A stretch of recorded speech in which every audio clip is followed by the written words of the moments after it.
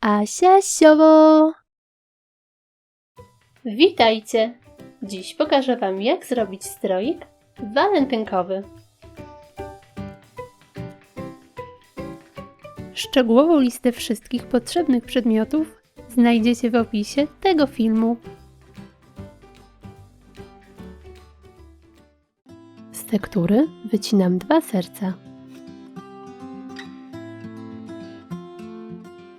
W środku wycinam po mniejszym sercu.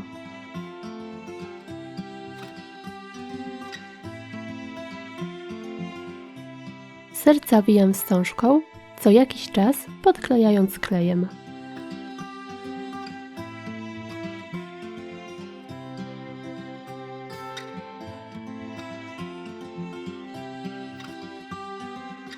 Do gąbki wbijam serca.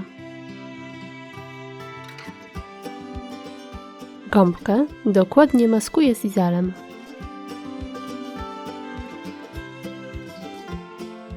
Przyklejam róże.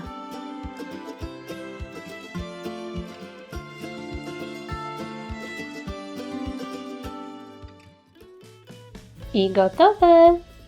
Taki stroik będzie piękną dekoracją nie tylko na walentynki, ale też na przykład na ślub. Na moim kanale znajdziecie masę innych stroików na różne okazje. Jeśli podoba Wam się taki stroik, zostawcie łapkę w górę.